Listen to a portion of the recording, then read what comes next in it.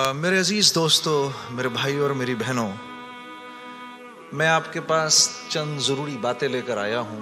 نعت بھی ضرور پڑھوں گا۔ میں حیران ہوتا ہوں کہ اللہ نے یہ نعت پڑھنے کا سلسلہ شروع کروا دیا، کیونکہ تبلیغ میں نکل کے ہر ایک کی ناک میں کنڈا ڈالنا مشکل ہو جاتا ہے، تو وہ اللہ نے کوئی نعت کے ذریعے کچھ، اب آپ لوگ سب نعت سننے آئے ہوئے ہیں، تو اسی چکر میں آپ کو دو چار اپنی مرضی کی باتیں بھی سنا دیتا ہوں، پھر میں نعت بھی سنا دیتا ہوں۔ تو سب سے ضروری بات وہ یہ کہ جو سمجھنے کی ہے وہ یہ کہ ہم اس دنیا میں کیوں آئے ہیں۔ یہ سب سے امپورٹنٹ بات ہے۔ ہم اس دنیا کے اندر آئے ہیں ایک شاندار آخرت بنانے کے لیے۔ ہم اس دنیا میں کیوں آئے ہیں؟ ایک شاندار آخرت بنانے کے لیے۔ جو اس نیت سے دنیا میں زندگی گزارتا ہے، اللہ رب العزت دنیا اس کی خود بناتے ہیں۔ انسان اپنی محنت سے اپنی دنیا نہیں بنا سکتا۔ انسان اپنی محنت سے اپنی دنیا نہیں بنا سکتا۔ وہ اپنے آپ کو نہیں بنا سکتا تو باقی دنیا کیا بنائے گا؟ ٹھیک ہے، میں چاہوں کہ میری جوانی کبھی بڑھاپے کی طرف نہ جائے، یہ ہو نہیں سکتا۔ میرا اپنے اوپر تو زور چلتا نہیں ہے، نہ میں اپنی مرضی سے آیا، نہ اپنی مرضی سے رہ رہا ہوں، اور نہ اپنی مرضی سے دنیا سے جاؤں گا۔ یہ کیسی دنیا ہے کہ اس کی کوئی بھی چیز میرے قابو میں نہیں ہے۔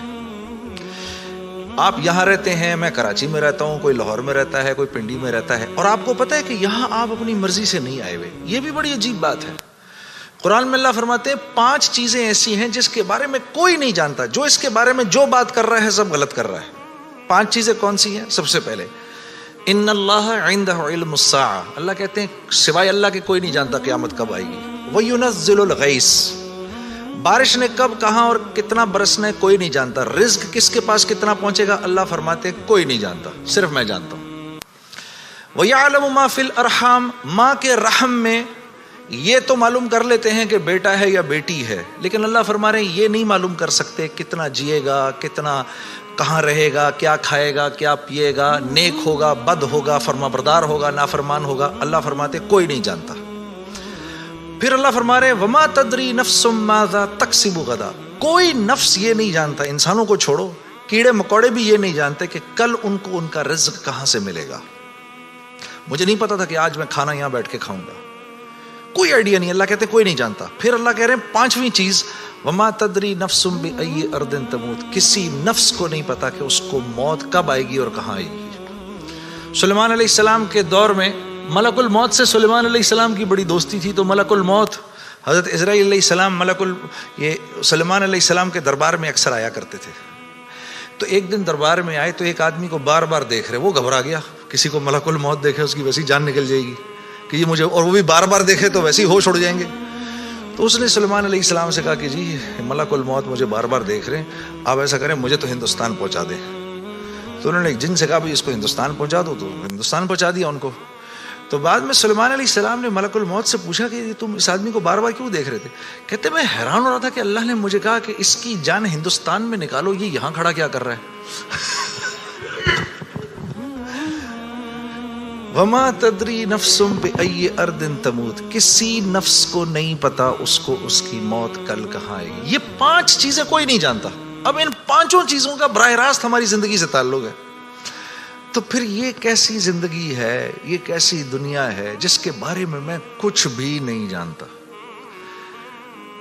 تو اللہ رب العزت نے دنیا کا بننا بگڑنا یہ انسان کے ہاتھ میں نہیں رکھا، یہ انسان کے ہاتھ میں نہیں رکھا۔ اور اختیار کتنا دیا؟ ہم کہتے ہیں نا بھائی انسان کو اختیار ہے، بھائی اختیار کتنا دیا؟ اختیار اتنا دیا، کسی نے حضرت علی کرم اللہ وجہ سے پوچھا کہ حضرت یہ میرے پاس دنیا میں کتنا اختیار ہے؟ کہا ایک ٹانگ اٹھاؤ اپنی، تو اس نے اپنی ایک ٹانگ اٹھا لی، کہا جی دوسری اٹھاؤ، کہا جی وہ نہیں اٹھا سکتا، کہا بس اتنا اختیار ہے تیرے پاس، انسان کے پاس اتنا اختیار ہے۔ اور جو اختیار ہے وہ کیا ہے یہ جاننا بڑا ضروری ہے۔ انسان کے پاس کیا اختیار ہے؟ اللہ نے انسان وہ واحد مخلوق ہے پوری کائنات میں جو اپنی جان کے استعمال کو بھی جانتی ہے اور چیزوں کے استعمال کو بھی جانتی ہے۔ انسان کے علاوہ اور کسی مخلوق کو یہ نہیں پتا کہ میں نے اپنی جان کو کیسے استعمال کرنا ہے اور چیزوں کو کیسے استعمال کرنا ہے۔ گھوڑے کو نہیں پتا کہ میں نے اپنے آپ کو کس کام میں لگانا ہے اور میں نے بکری کا کیا استعمال کرنا ہے۔ بکری کو نہیں پتا کہ میں کس کام کے لیے دنیا میں آئی ہوں، اس کو کوئی آئیڈیا نہیں ہے کہ بلی کا میں نے کیا استعمال کرنا ہے. بلی کو نہیں پتا میں کیوں آئی ہوں، اور بلی کو یہ بھی نہیں پتا کہ میں نے کتے کے ساتھ کیا کرنا ہے. ٹھیک ہے. انسان وہ واحد مخلوق ہے جس کو اللہ نے یہ شعور دیا، فَأَلْهَمَهَا فُجُورَهَا وَتَقْوَاهَا. میرے دوستو، یہ وہ آیت ہے جس کو اللہ نے 7 قسمیں کھانے کے بعد بیان کیا. 7 قسمیں کھائیں اس آیت کو بیان کرنے سے پہلے. جیسے میں کہوں میری بہن اللہ کی قسم، رسول کی قسم، قرآن کی قسم، تیرے باپ کی قسم، تیری ماں کی قسم، 6 قسمیں تو یہ کھائیں. پھر آخر میں فرمایا وَنَفْسٍ وَمَا سَوَّاهَا. اچھا چل کسی کی قسم نہیں مانتا تو میرے بندے مجھے تیری جان کی قسم، فَأَلْهَمَهَا فُجُورَهَا وَتَقْوَاهَا. کل قیامت کے دن آ کے مجھے نہیں کہنا یا اللہ مجھے نہیں پتا تھا سیاہ کیا ہے اور سفید کیا ہے. مجھے نہیں کہنا کل یہ قیامت کے دن، کیونکہ فَأَلْهَمَهَا الہام کیا ہے، میں نے تجھے الہام کیا ہے. اچھائی اور برائی کا فرق میں نے تیرے اندر ڈالا ہے اور یہ ڈال کے تجھے دنیا میں بھیج دیا ہے.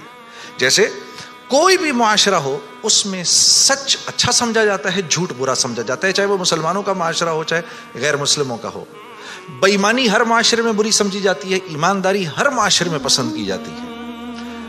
راست بازی، سچائی، بینگ اپ رائٹ، یہ ہر معاشرے میں پسند کیا جاتا ہے، اور ظلم ہر معاشرے میں برا سمجھا جاتا ہے. جسٹس ہر معاشرے میں اچھا سمجھا جاتا ہے، قتل ہر معاشرے میں برا سمجھا جاتا ہے.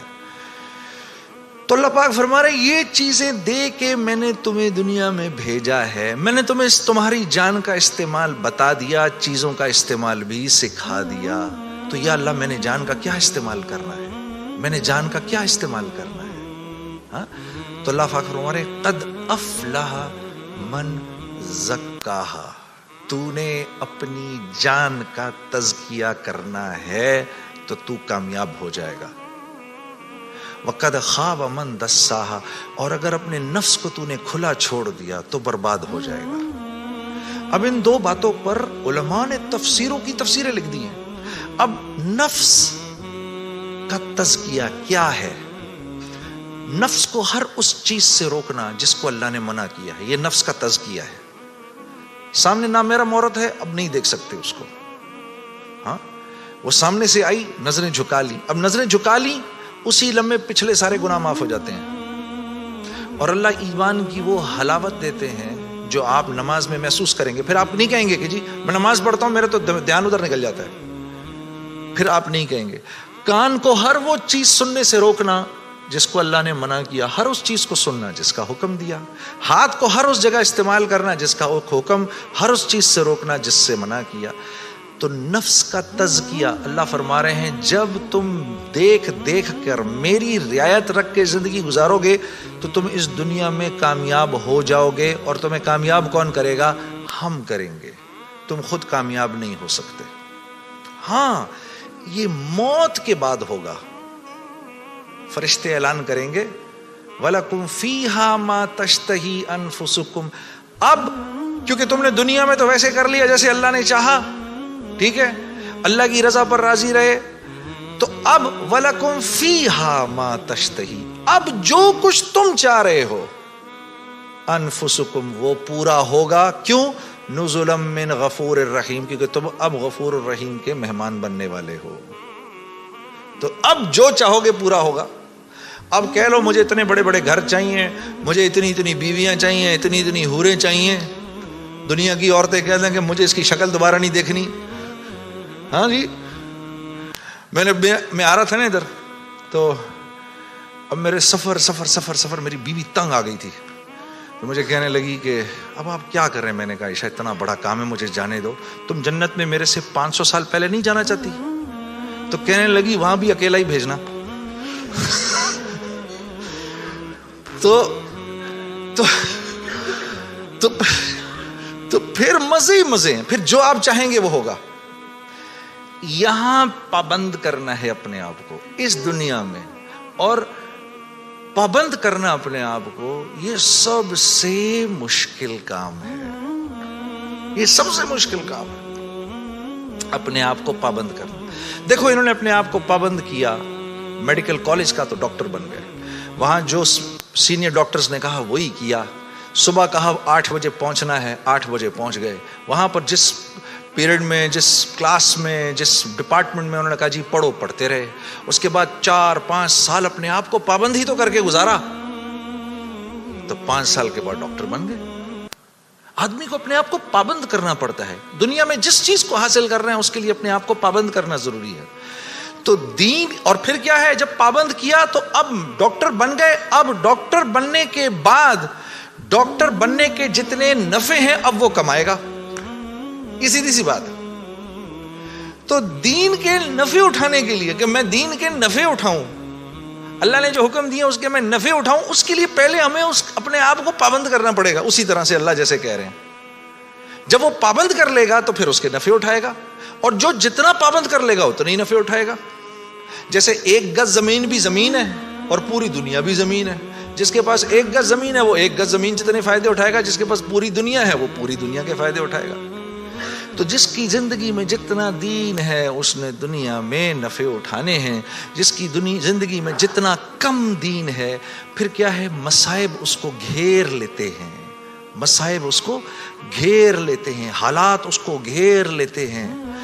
کراچی سے, لاہور سے, فیصل آباد سے گلاسگو آ جانے سے حالات ٹھیک نہیں ہو جائیں گے. یہ کہیں اللہ کا وعدہ نہیں ہے کہ جگہ تبدیل کرے گا تو تیرے مزے ہو جائیں گے. نہیں, زندگی بدلے گا تو تیری زندگی بدلے گی. چاہے تو غربت میں ہے, چاہے تو امارت کے اندر ہے, چاہے تو وزیر ہے, چاہے تو محکوم ہے, چاہے تو دکاندار ہے, چاہے تو کارخانے دار ہے. اگر میری مرضی کے مطابق چل رہا ہے تو دنیا کی زندگی تیری ایسی بناؤں گا, دنیا کی زندگی کو تیرے لیے جنت کا نمونہ بناؤں گا. اگر میری مرضی کے خلاف تو چلے گا تو تیرے لیے تمام حالات اور تمام کامیابی کے نقشے ہونے کے باوجود تجھے مشکل میں ڈالوں گا. اور میرے عزیز دوستو, یہ ازل سے لے کر آج تک ہو رہا ہے, اور آج سے لے کر ابد تک یہی ہوگا. اب آپ لوگ یہاں کیوں آئے؟ کبھی آپ نے سوچا بھئی آپ گلاسگو کیوں آئے؟ آپ گلاسگو کیوں آئے؟ آپ آئے نہیں ہیں. اخرجت للناس, ہم نے لوگوں کے نفع کے لیے تمہیں نکالا ہے, ساری انسانیت. اخرجت للمسلمین نہیں, مسلمانوں کے نفع کے لیے آپ نہیں آئے یہاں پر. اخرجت للناس, ساری انسانیت کے نفعوں کے لیے میں نے تمہیں تمہارے گھروں سے نکال دیا ہے. یا اللہ ہم نے کیا نفع پہنچانا ہے ان کو؟ تأمرون بالمعروف وتنہون عن المنکر, تم نے اچھائی خود کرنی ہے اور ان کو اچھائی کر کے دکھانی ہے. برائی سے خود بچنا ہے اور برائی سے خود بچ کے ان کو کر کے دکھانا ہے. آپ یہاں اس لیے آئے ہوئے ہیں, میں قرآن بتا رہا ہوں آپ کو. وتؤمنون باللہ, جب یہ کرو گے, جب تم ایسا کرو گے پھر میری ذات پہ تمہارا ایمان بنے گا, ورنہ نہیں. تب تم میرے حکموں پر چلو گے. ایمان نہیں بنے گا تو حکموں پر نہیں چلا جاتا, پھر اللہ کے حکموں پر نہیں چل سکتا آدمی. ایمان بنائے بغیر اللہ کو, اللہ تو جانے گا لیکن اللہ کی ذات کے تاثر سے دل خالی رہے گا. اللہ کی ذات کے تاثر سے, جیسے ابھی بھائی کہہ رہے تھے نا, دل, ابھی امجد بھائی کیا کہہ رہے تھے, دل اللہ کا گھر ہے. اس کا کیا مطلب ہے؟ اس کا مطلب یہ ہے, اللہ فرما رہے ہیں میں ساری کائنات میں کہیں نہیں سما سکا ہوں تو صرف ایک مومن کے دل میں آ کے سما سکتا ہوں. کیا مطلب ہے اس بات کا؟ اس بات کا مطلب یہ ہے کہ جیسے میں بھائی کے گھر مہمان آؤں, اگر یہ مجھ سے محبت کرتے ہیں, اگر میرا ان کا ایک تعلق ہے, تو یہ کیا کریں گے, میرے آنے سے 2-3 دن پہلے ہی گھر کو صاف کر دیں گے, گھر صاف کریں گے. پھر جس کمرے میں میں نے رہنا ہوگا اس کا کوشش کریں گے کہ بھئی یا تو اگر اس میں اٹیچ باتھ روم ہے تو باتھ روم کلین کیا جائے, پھر اگر باتھ روم قریب میں, یا اگر وہاں اندر نہیں ہے تو قریب میں جو باتھ روم ہے اس کو صاف کیا جائے. گھر کی شیٹس بیڈ پہ نہیں لگیں, پردے صاف ہوں, قالین صاف ہو. بھئی بچوں کو اب کمرے میں نہیں چھوڑنا, بھئی خراب نہ ہو جائے, بھئی کل آ رہے ہیں, بھئی جنید صاحب کل آ رہے ہیں یہاں پر. یہ کیا مطلب ہے اس کا؟ یہ مجھ سے محبت کرتے ہیں, یہ نہیں چاہتے کہ میں, میرے دل میں ذرا سی بھی خلش آئے کہ یار یہ مجھے کس کمرے میں. یا کبھی ایسا ہوا ہے کہ گھر میں کوئی نیا مہمان آ رہا ہو تو جس کمرے میں اس کو ٹھہرانا ہے اس کمرے میں بچے بھی کھیل رہے ہیں, گند بھی ہو رہا ہے, اور جب آئے تو بچوں کو کہا کہ ایسا کریں, یہ بچے بھی ادھر ہی کھیلتے رہیں گے, تسی بھی اپنا سامان اتھے ہی رکھ دو کدھر. کبھی کیا ہم نے اپنے مہمان کے ساتھ؟ تو دل میں ہو اللہ کے غیر کی محبت, اور ہم کہیں یا اللہ تو بھی آ جا ادھر. ایسا نہیں ہوتا. ایک حیادار عورت ہوتی ہے نا, حیادار عورت, وہ پہلے اپنے شوہر کے دل میں اپنی محبت دیکھتی ہے. وہ پہلے اپنے شوہر کے دل میں اپنی محبت دیکھتی ہے دور سے رہ کر. جب اس کو نظر آ جاتا ہے کہ اس کے دل میں میری محبت ہے, پھر قریب آ کے اپنے شوہر کے سینے سے لگتی ہے. لیکن ایک بے باک عورت تو یہ بھی نہیں دیکھتی کہ یہ شوہر ہے یا کون ہے, ڈائریکٹ چھلانگ مارتی ہے. تو اللہ رب العزت اور نیکی, مثال دے رہا ہوں میں, مثال کے طور پر ایک حیادار عورت کی طرح ہوتے ہیں. وہ پہلے آپ کے دل میں اپنی جگہ دیکھے گا, اللہ پہلے آپ کے دل میں اپنی جگہ دیکھتے ہیں.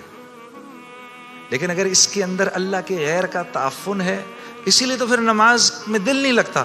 اچھا پھر نماز میں دل نہیں لگتا, پھر تھوڑی دیر بعد شیطان کہتا ہے بھائی کیا یار ٹائم ویسٹ کر رہا ہے یار, چھوڑ کوئی اور کام کر. ادھر اس نے نماز چھڑائی, ادھر شیطان نے نماز چھڑائی, ادھر آپ اور میں گئے کام سے.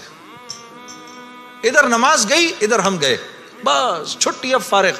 اب فٹ بال کی طرح شیاطین کبھی لات ادھر سے ادھر ماریں گے, کبھی ادھر سے ادھر ماریں گے, کبھی ادھر سے ادھر.